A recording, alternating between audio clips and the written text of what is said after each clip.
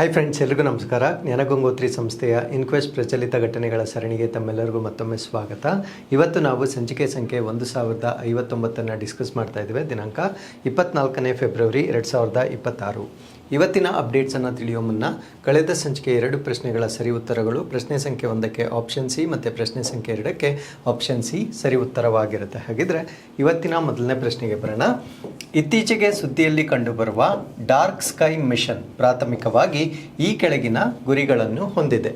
The dark sky mission recently seen in news primarily aims to. So ಈಗ dark sky mission ಅನ್ನೋದನ್ನು India ಈಗಾಗಲೇ ಪ್ರಾರಂಭ ಮಾಡಿತ್ತು. So ಇದು ಫಾರ್ ವೇರಿಯಸ್ ರೀಸನ್ಸ್ ಇದು ಮಧ್ಯೆ ಸುದ್ದಿಯಲ್ಲಿದೆ. ಅದೇನು ಅಂತ ನಾವು ಮುಂದೆ ತಿಳ್ಕೊಳ್ಳೋಣ. ಬಟ್ ಅದಕ್ಕಿಂತ ಮುಂಚೆ ಡಾರ್ಕ್ ಸ್ಕೈ ಮಿಷನ್ ಅಂದರೆ ಏನು, ಅದಕ್ಕೆ ಕೊಟ್ಟಿರ್ತಕ್ಕಂಥ 4 ಆಯ್ಕೆಗಳಲ್ಲಿ which is the best possible definition ಅನ್ನೋದು ನಮ್ಮ ಪ್ರಶ್ನೆ ಆಗಿರುತ್ತೆ. ಈ ಪ್ರಶ್ನೆಗೆ ಸರಿಯಾದ ಉತ್ತರ ಬೆಳಕಿನ ಮಾಲಿನ್ಯವನ್ನು ಕಡಿಮೆ ಮಾಡುವ ಮೂಲಕ ನೈಸರ್ಗಿಕ ರಾತ್ರಿ ಆಕಾಶವನ್ನು ರಕ್ಷಿಸುವುದು. Protect natural light skies by reducing light pollution. ಅಂದರೆ ನಾವು ಕೃತಕ ದೀಪಗಳನ್ನು ನಾವೇನು ಬಳಸ್ತೇವೆ ಅದನ್ನು ಕಡಿಮೆ ಮಾಡಿಕೊಂಡು ರಾತ್ರಿಯ ಒಂದು ವಾತಾವರಣವನ್ನು ಸಂರಕ್ಷಣೆ ಮಾಡುವ ಉದ್ದೇಶವನ್ನು ನಾವು ಡಾರ್ಕ್ ಸ್ಕೈ ಮಿಷನ್ ಅಂತ ಹೇಳ್ತೇವೆ. ಏನಿದರ ಬೆನಿಫಿಟ್ಸ್, ನಾವು ಯಾಕೆ ಕೃತಕ ಬೆಳಕನ್ನು ಬಳಸಬಾರದು ಎಲ್ಲವನ್ನ ಕೂಡ ಈ ಒಂದು ಆರ್ಟಿಕಲಲ್ಲಿ ನಾವು ಡಿಸ್ಕಸ್ ಮಾಡೋಣ. So Kaziranga Manas emerge as the front runners in Assam's dark sky mission. ಅಸ್ಸಾಂನ ಡಾರ್ಕ್ ಸ್ಕೈ ಮಿಷನ್ನಲ್ಲಿ ಈಗ ಕಾಜಿರಂಗ ಮತ್ತು ಮಾನಸ್ ಏನಿದ್ದಾವೆ ಇವೆರಡೂ ಕೂಡ ಮುಂಚೂಣಿಯಲ್ಲಿದ್ದಾವೆ. ಸೊ ಇದರಿಂದ ಆಗ್ತಕ್ಕಂಥ ಅನುಕೂಲಗಳು ಏನು ಅಂತ ನಾವಿಲ್ಲಿ ಡಿಸ್ಕಸ್ ಮಾಡೋಣ. ಸೊ ಇಲ್ಲಿ ನಾವು ಮಾನಸ್ ವೈಲ್ಡ್ ಲೈಫ್ ಸ್ಯಾಂಕ್ಚುರಿನ ನೋಡ್ಬೋದಾಗಿರುತ್ತೆ, ಇಲ್ಲಿ ನಾವು ಕಾಜಿರಂಗ ನ್ಯಾಷನಲ್ ಪಾರ್ಕ್ ಅನ್ನು ನಾವು ನೋಡ್ಬೋದಾಗಿರುತ್ತೆ. ಸೊ ಇವೆರಡೂ ಕೂಡ ಅಸ್ಸಾಂನಲ್ಲಿ ಇರ್ತಕ್ಕಂಥದ್ದು. ಇಲ್ಲಿ ಡಾರ್ಕ್ ಸ್ಕೈ ಮಿಷನ್ ಅಂತಕ್ಕಂಥದ್ದು ಮುಂಚೂಣಿಯಲ್ಲಿ ಇರ್ತಕ್ಕಂಥ ಪ್ರದೇಶವಾಗಿರುತ್ತೆ. ಸೊ ಈ ಒಂದು ಇನಿಷಿಯೇಟಿವ್ ಏನಿದೆ ಇದರ ಉದ್ದೇಶ ಏನು ಅಂದರೆ to protect natural night skies by reducing light pollution. ಬೆಳಕಿನ ಮಾಲಿನ್ಯವನ್ನು ಕಡಿಮೆ ಮಾಡುವ ಮುಖಾಂತರ ರಾತ್ರಿ ಆಕಾಶವನ್ನು ಸಂರಕ್ಷಣೆ ಮಾಡ್ತಕ್ಕಂಥದ್ದು ಇದರ ಉದ್ದೇಶವಾಗಿರುತ್ತೆ. So it is a part of global conservation movement that preserves nocturnal ecosystem. ನಿಮಗೆ ಈ ನಿಶಾಚಾರಿ ಪ್ರಾಣಿಗಳು ಅಂತ ಕೇಳಿರ್ತಾರೆ. ಸೊ ನಿಶಾಚಾರಿ ಪ್ರಾಣಿಗಳಂದ್ರೆ ರಾತ್ರಿಯ ವೇಳೆ ಹೆಚ್ಚು ಸಕ್ರಿಯವಾಗಿರ್ತಕ್ಕಂಥ ಪ್ರಾಣಿಗಳಾಗಿರ್ತವೆ. ಸೊ ಈ ಒಂದು ಪ್ರಾಣಿಗಳು ಹೆಚ್ಚು ಸಕ್ರಿಯವಾಗಿರಬೇಕಾಗಿದ್ದರೆ ಆ ಲೈಟ್ ಪೊಲ್ಯೂಷನ್ ಕಡಿಮೆ ಇರಬೇಕು. ಯಾವಾಗ ಬೆಳಕಿನ ಮಾಲಿನ್ಯ ಜಾಸ್ತಿ ಇರುತ್ತೆ ಆಗ ಪ್ರಾಣಿಗಳು ಅದನ್ನು ಜಡ್ಜ್ ಮಾಡಲಿಕ್ಕೆ ಫೇಲ್ ಆಗುತ್ತೆ. ಅದರಿಂದ ತಮ್ಮ ಜೀವನ ಶೈಲಿಯಲ್ಲಿ ಬದಲಾಗುತ್ತೆ. ಸೊ ಇದರಿಂದ ಆ ಪ್ರಾಣಿಗಳು ನಶಿಸಿ ಹೋಗ್ತಕ್ಕಂಥ ಒಂದು ಸಾಧ್ಯತೆ ಇರುತ್ತೆ. ಸೊ ಅದರಿಂದ ಮೋಸ್ಟ್ ಆಫ್ ದಿ ಬಯೋಡೈವರ್ಸಿಟಿ ಹೆಚ್ಚು ರಾತ್ರಿಯ ವೇಳೆ ಸಕ್ರಿಯವಾಗಿರುವ ಕಾರಣದಿಂದ ಈ ಆರ್ಟಿಫಿಷಿಯಲ್ ಲೈಟ್ ಪೊಲ್ಯೂಷನ್ ಏನಿರುತ್ತೆ ಸೊ ಅದನ್ನು ಪ್ರಿವೆಂಟ್ ಮಾಡ್ತಕ್ಕಂಥದ್ದು ಕೇವಲ ಭಾರತ ದೇಶದ್ದು ಮಾತ್ರವಲ್ಲ, ಇದೊಂದು ಅಂತಾರಾಷ್ಟ್ರೀಯ ಮಟ್ಟದ ಒಂದು ಮಿಷನ್ ಆಗಿ ನಾವು ಇದನ್ನು ನೋಡ್ಬೋದಾಗಿರುತ್ತೆ.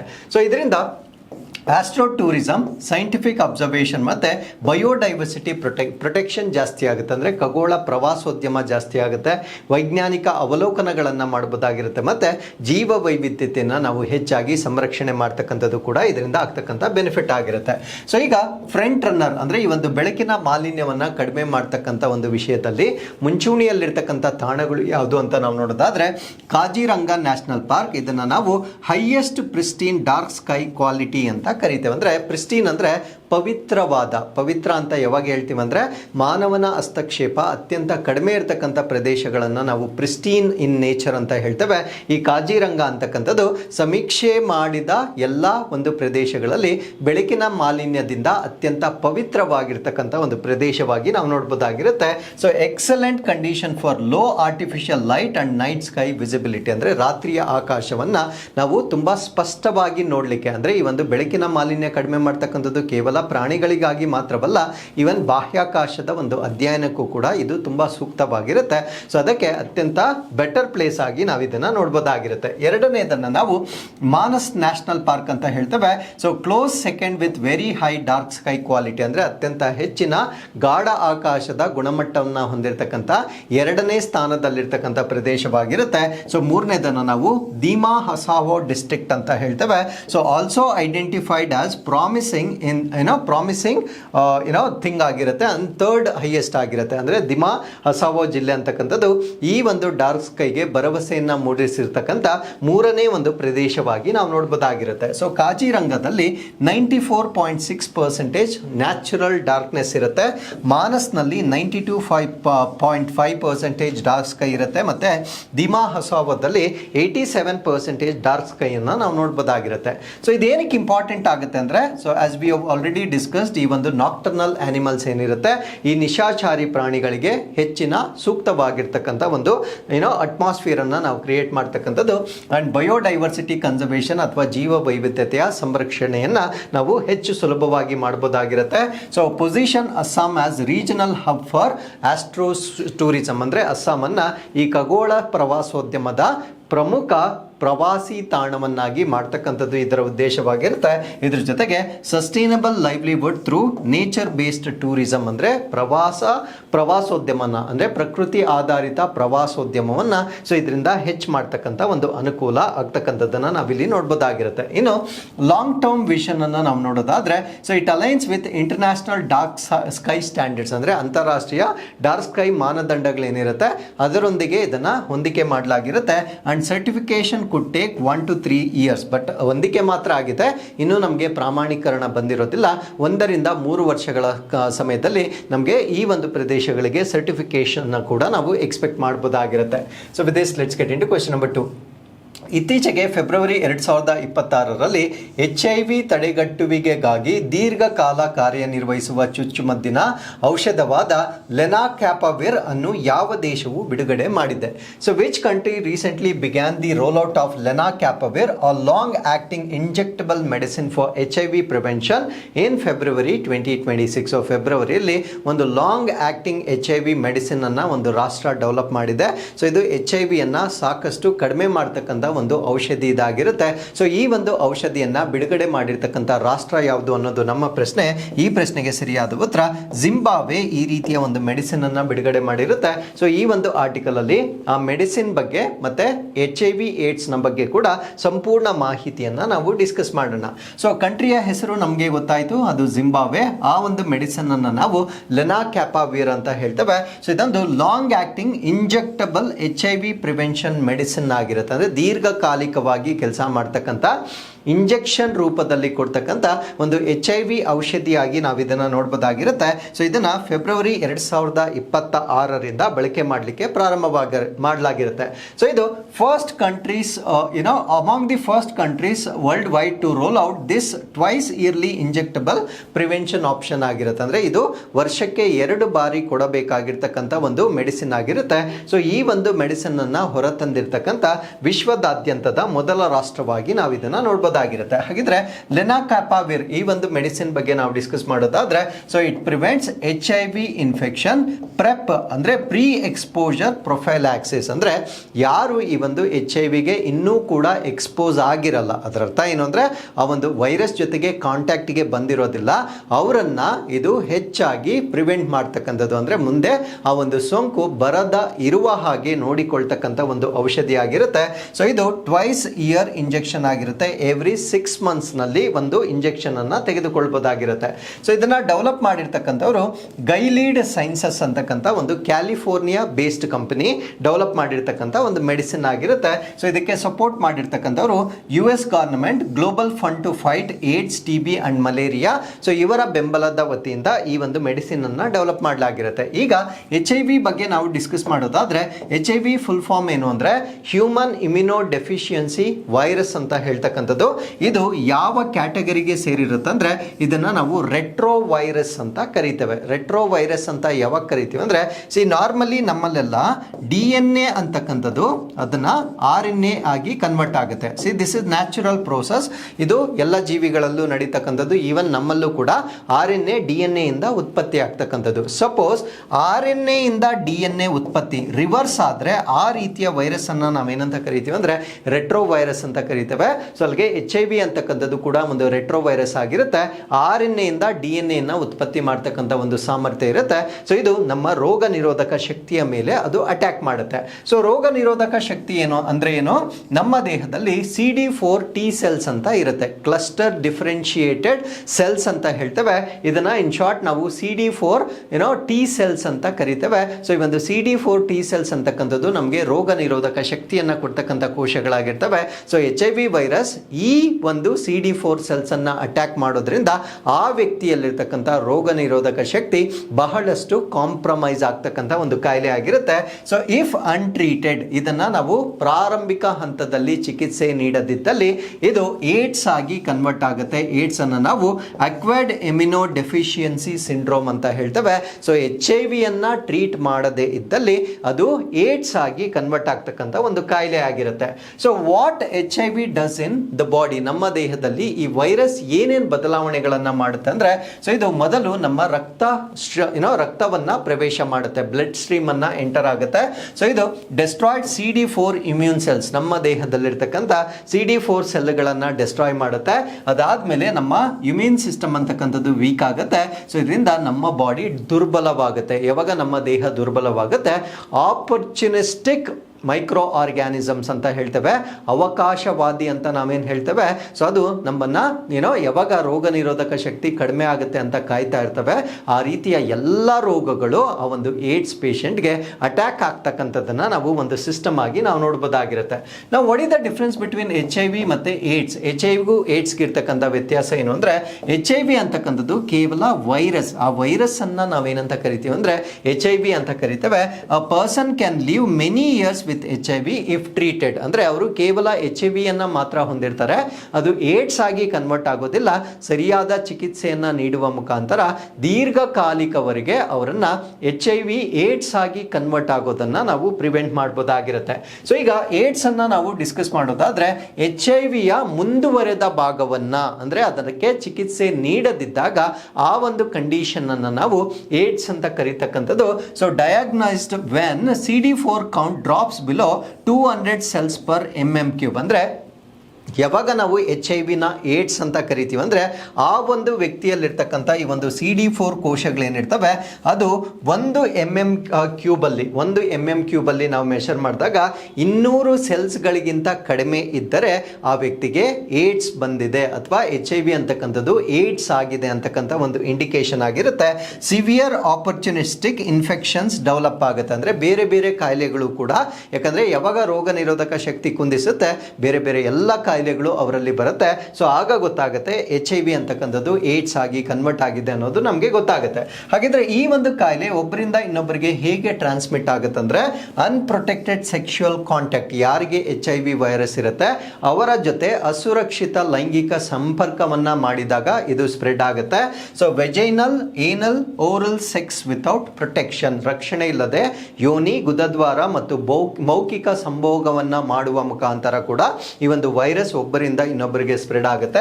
ಅಂಡ್ ಬ್ಲಡ್ ಟ್ರಾನ್ಸ್ಮಿಷನ್, ರಕ್ತವನ್ನ ಯಾರಿಗೆ ಈ ಒಂದು HIV ವೈರಸ್ ಇರುತ್ತೆ ಆ ಒಂದು ರಕ್ತವನ್ನ ಇನ್ನೊಬ್ಬರಿಗೆ ವರ್ಗಾವಣೆ ಮಾಡಿದಾಗ ಕೂಡ ಅವರಿಗೆ HIV ಬರ್ತಕ್ಕಂಥದ್ದು.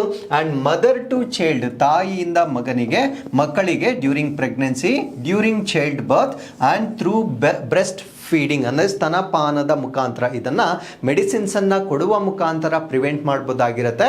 But if not medicines given, so ಇದು ಡ್ಯೂರಿಂಗ್ ಪ್ರೆಗ್ನೆನ್ಸಿ, ಡೆಲಿವರಿ ಮತ್ತೆ ಸ್ತನಪಾನದ ಮುಖಾಂತರ ಕೂಡ ಇದು ಮಗುವಿಗೆ ಸ್ಪ್ರೆಡ್ ಆಗ್ತಕ್ಕಂಥ ಒಂದು ಸಾಧ್ಯತೆ ಇರುತ್ತೆ.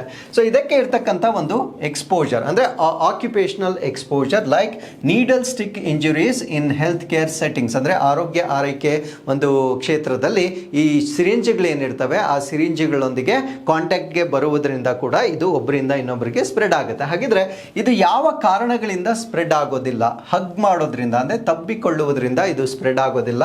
ಹ್ಯಾಂಡ್ ಶೇಕ್ ಮಾಡುವುದರಿಂದ, ಹಸ್ತಲಾಗ ಮಾಡುವುದರಿಂದ ಇದು ಸ್ಪ್ರೆಡ್ ಆಗೋದಿಲ್ಲ.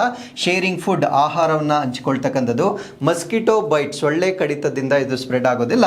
ಅಂಡ್ ಕ್ಯಾಶುಯಲ್ ಕಾಂಟ್ಯಾಕ್ಟ್ ಅಂದ್ರೆ ಸಾಮಾನ್ಯವಾಗಿ ಆ ವ್ಯಕ್ತಿಗಳನ್ನ ನಾವು ಮೀಟ್ ಮಾಡೋದ್ರಿಂದ ಸೊ ಈ ಒಂದು ಕಾಯಿಲೆ ಸ್ಪ್ರೆಡ್ ಆಗದೇ ಇರತಕ್ಕಂಥ ಒಂದು ಕಾಯಿಲೆ ಆಗಿರುತ್ತೆ. ಈ ಕಾಯಿಲೆ ಬಂದಾಗ ಸಿಂಪ್ಟಮ್ಸ್ ಹೇಗಿರುತ್ತೆ? ಮೊದಲು ನಾವು ಅರ್ಲಿ ಸ್ಟೇಜಸ್ ಅಂದರೆ ಆರಂಭಿಕ ಹಂತದಲ್ಲಿ ಹೇಗಿರುತ್ತೆ ಅಂತ ನಾವು ನೋಡೋದಾದ್ರೆ ಫೀವರ್, ಜ್ವರ ಬರುತ್ತೆ, ಸೋರ್ ಥ್ರೋಟ್ ಅಂದರೆ ಗಂಟಲು ನೋವು, ಚರ್ಮದ ಮೇಲೆ ದದ್ದುಗಳು, ಸ್ಕಿನ್ ರ್ಯಾಷಸ್ ಆಗುತ್ತೆ, ಸ್ವೋಲನ್ ಲಿಂಫ್ ನೋಡ್ಸ್ ಅಂದರೆ ದೇಹದಲ್ಲಿರ್ತಕ್ಕಂಥ ಲಿಂಫ್ ನೋಡುಗಳು ಊದಿಕೊಳ್ಳುತ್ತೆ, and flu like symptoms, flu like ಅಂದರೆ ಜ್ವರದ ರೀತಿಯ ರೋಗ ಲಕ್ಷಣಗಳನ್ನು ಆ ವ್ಯಕ್ತಿ ಅನುಭವಿಸಬೇಕಾಗಿರುತ್ತೆ.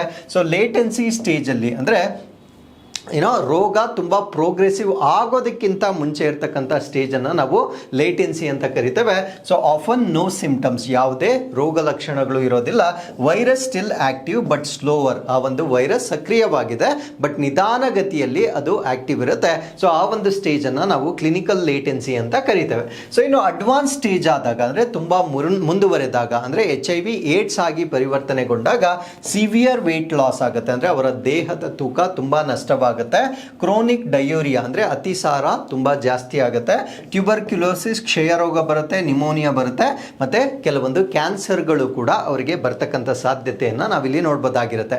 ಇನ್ನು ಇದಕ್ಕಿರ್ತಕ್ಕಂಥ ಚಿಕಿತ್ಸೆಗಳನ್ನು ನಾವು ನೋಡೋದಾದ್ರೆ, ಸೊ ಈ ಒಂದು ಏಡ್ಸ್ ಅಥವಾ HIV ಟ್ರೀಟ್ ಮಾಡ್ತಕ್ಕಂಥ ಒಂದು ಥೆರಪಿಯನ್ನು ನಾವು ಆಂಟಿ ರೆಟ್ರೋ ಥೆರಪಿ ಅಂತ ಕರಿತೇವೆ. ಆಂಟಿ ರೆಟ್ರೋ ವೈರಲ್ ಅಂತ, ART ಅಂತ ಕೂಡ ಇದನ್ನು ಕರೀತಾರೆ.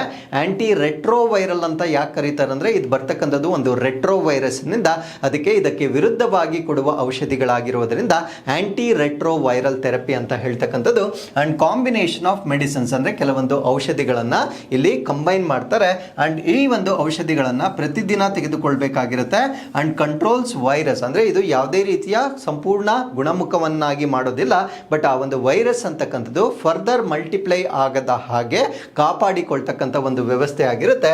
Allows near normal life expectancy ಅಂದರೆ ಬೇರೆಯವರು ಯಾವ ರೀತಿ ಬದುಕಬಹುದೋ ಅದೇ ರೀತಿ ಬದುಕಲಿಕ್ಕೆ ಅವರಿಗೆ ಒಂದು ಅವಕಾಶವನ್ನು ಮಾಡಿಕೊಳ್ತಕ್ಕಂಥ ಒಂದು ಚಿಕಿತ್ಸೆಯನ್ನು ಆಂಟಿ ರೆಟ್ರೋ ವೈರಲ್ ಥೆರಪಿ ಅಂತ ಹೇಳ್ತೇವೆ. ಸೊ ಇನ್ನು ಪ್ರಿವೆನ್ಷನ್ ಮೆಡಿಸಿನ್ಸ್, ಪ್ರಿವೆನ್ಷನ್ ಅಂದರೆ ಆ ವೈರಸ್ ಬರೋದಕ್ಕಿಂತ ಮುಂಚೆ ತಡೆಗಟ್ಟತಕ್ಕಂಥ ಒಂದು ಔಷಧಿಗಳನ್ನು ನಾವು ನೋಡೋದಾದ್ರೆ, ಸೊ ಅದನ್ನು ಪ್ರೆಪ್ ಅಂತ ಕರಿತೇವೆ. ಪ್ರೆಪ್ ಅಂದರೆ pre exposure prophylaxis taken before exposure, ಅಂದರೆ ಆ ಒಂದು ರೋಗ ತಗುಲುವುದಕ್ಕಿಂತ ಮುಂಚೆ ತೆಗೆದುಕೊಳ್ತಕ್ಕಂಥ ಔಷಧಿಗಳಾಗಿರ್ತವೆ. ಸೊ ಪೆಪ್ ಅಂದರೆ ಪೋಸ್ಟ್ ಎಕ್ಸ್ಪೋಜರ್, ಅಂದರೆ ಆ ಸೋಂಕು ತಗಲಿದ ನಂತರ ತೆಗೆದುಕೊಳ್ತಕ್ಕಂಥ ಔಷಧಿಗಳು. They should be taken within 72 hours, ಅಂದರೆ ಇನ್ಫೆಕ್ಷನ್ ಆಗಿದ 72 ಗಂಟೆಗಳಲ್ಲಿ. ಸೊ ಇದು ಅಸಾಧ್ಯ, ಬಿಕಾಸ್ ಅವರಿಗೆ ಗೊತ್ತೂ ಇರೋದಿಲ್ಲ ಅವರು ಈ ಒಂದು ವೈರಸ್ನಿಂದ ಕಾಂಟ್ಯಾಕ್ಟ್ಗೆ ಬಂದಿದ್ದಾರಂತ. ಬಟ್ ವಿತಿನ್ 72 hours ಅವರು ತೆಗೆದುಕೊಂಡರೆ ಸೊ ಇದನ್ನು ಪ್ರಿವೆಂಟ್ ಮಾಡ್ತಕ್ಕಂಥ ಒಂದು ಸಾಧ್ಯತೆಯನ್ನು ಕೂಡ ನಾವು ನೋಡ್ಬೋದಾಗಿರುತ್ತೆ.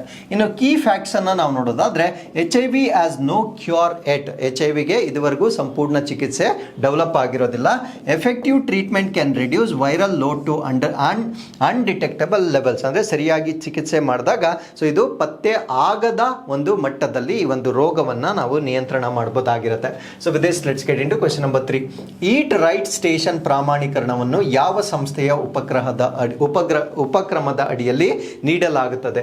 The eat right station certification is awarded under the initiative of which organization? ಈ ಪ್ರಶ್ನೆಗೆ ಸರಿಯಾದ ಉತ್ತರ ಭಾರತದ ಆಹಾರ ಸುರಕ್ಷತೆ ಮತ್ತು ಮಾನದಂಡಗಳ ಪ್ರಾಧಿಕಾರ, food safety and standards authority of India, ಇದರ ವತಿಯಲ್ಲಿ ಸೊ ಈ ಒಂದು ಈಟ್ ರೈಟ್ ಫುಡ್ ಅಥವಾ ಈಟ್ ರೈಟ್ ಸ್ಟೇಷನ್ ಅಂತಕ್ಕಂಥ ಒಂದು ಪ್ರಾಮಾಣೀಕರಣವನ್ನು ನಮ್ಮ ರೈಲ್ವೆ ನಿಲ್ದಾಣಗಳಿಗೆ ಕೊಡ್ತಕ್ಕಂಥ ಒಂದು ವ್ಯವಸ್ಥೆ ಆಗಿರುತ್ತೆ.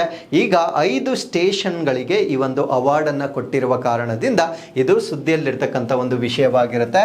ಆ 5 ರೈಲ್ವೆ ನಿಲ್ದಾಣಗಳು ನಾರ್ತ್ ಈಸ್ಟ್ ಫ್ರಾಂಟಿಯರ್ ರೈಲ್ವೇಸ್, ಅಂದರೆ ಈಶಾನ್ಯ ಗಡಿನಾಡು ರೈಲ್ವೆ ವಿಭಾಗಕ್ಕೆ ಸಂಬಂಧಪಟ್ಟಿರ್ತಕ್ಕಂಥ 5 ರೈಲ್ವೆ ನಿಲ್ದಾಣಗಳಿಗೆ ಈಟ್ ರೈಟ್ ಸ್ಟೇಷನ್ ಅಂತಕ್ಕಂಥ ಒಂದು ಪ್ರಾಮಾಣೀಕರಣವನ್ನು ನೀಡಲಾಗಿರುತ್ತೆ. ಸೊ ಈ ಒಂದು ಅವಾರ್ಡನ್ನು ನೀಡ್ತಕ್ಕಂಥವ್ರು ನಾವು ಪ್ರಶ್ನೆಯಲ್ಲಿ ಡಿಸ್ಕಸ್ ಮಾಡಿದಾಗೆ FSSAI ವತಿಯಿಂದ ನೀಡಲಾಗುತ್ತೆ. ಸೊ ಇದರ ಪರ್ಪಸ್ ಏನು ಅಂದರೆ ಪ್ರಯಾಣಿಕರಿಗೆ ಸುರಕ್ಷಿತವಾಗಿರ್ತಕ್ಕಂಥ ಮತ್ತು ಹೈಜೀನ್ ಫುಡ್ಡನ್ನು ಸರ್ವ್ ಮಾಡ್ತಕ್ಕಂಥ ಸ್ಟೇಷನ್ಸ್ಗಳಿಗೆ ಕೊಡ್ತಕ್ಕಂಥ ಒಂದು ಸರ್ಟಿಫಿಕೇಟ್ ಆಗಿರುತ್ತೆ. ಆ 5 ಸ್ಟೇಷನ್ಸ್ ಯಾವುದು ಅಂತ ನಾವಿಲ್ಲಿ ಕೊಟ್ಟಿದ್ದೇವೆ. So you can just pass the video and go through the information. ಹಾಗಿದ್ರೆ ಈಟ್ ರೈಟ್ ಸ್ಟೇಷನ್ ಸರ್ಟಿಫಿಕೇಶನ್ ಅಂದರೆ ಏನು, ಅದ್ರ ಬಗ್ಗೆ ನಾವಿಲ್ಲಿ ಡಿಸ್ಕಸ್ ಮಾಡೋದಾದರೆ, ಸೊ ಇದೊಂದು ಇನಿಷಿಯೇಟಿವ್, ಇದೊಂದು ಉಪಕ್ರಮವಾಗಿರುತ್ತೆ. FSSAI ನ ಅಡಿಯಲ್ಲಿ ಬರ್ತಕ್ಕಂಥ ಒಂದು ಇನಿಷಿಯೇಟಿವ್ ಆಗಿ ನಾವು ಇದನ್ನ ನೋಡ್ಬೋದಾಗಿರುತ್ತೆ. ಸೊ ಇಲ್ಲಿ ಸೇಫ್ ಫುಡ್, ಹೈಜಿನ್ ಅಂದ್ರೆ ಶುದ್ಧತೆ, ಅದಾದ್ಮೇಲೆ ಕ್ಲೀನ್ ಕುಕಿಂಗ್, ವೇಸ್ಟ್ ಮ್ಯಾನೇಜ್ಮೆಂಟ್ ಅಲ್ಲಿ ಉತ್ಪತ್ತಿ ಆಗ್ತಕ್ಕಂಥ ತ್ಯಾಜ್ಯವನ್ನ ಕೂಡ ನಾವು ಸರಿಯಾಗಿ ನಿರ್ವಹಣೆ ಮಾಡಬೇಕಾಗಿರುತ್ತೆ. ಸೊ ಇದಕ್ಕೆ ಒಂದು ಥರ್ಡ್ ಪಾರ್ಟಿ ಆಡಿಟಿಂಗ್ ಅಂತ ಮಾಡ್ತಾರೆ.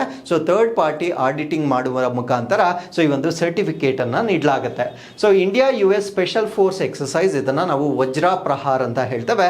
ಇದು ಭಾರತ ಮತ್ತೆ ಅಮೆರಿಕದ ನಡುವೆ ನಡೀತಕ್ಕಂಥ joint special forces training exercise ಅಥವಾ ಜಂಟಿ ವಿಶೇಷ ಪಡೆಗಳ ತರಬೇತಿ ಅಭ್ಯಾಸ ಅಂತ ಇಲ್ಲಿ ಹೇಳಲಾಗುತ್ತೆ.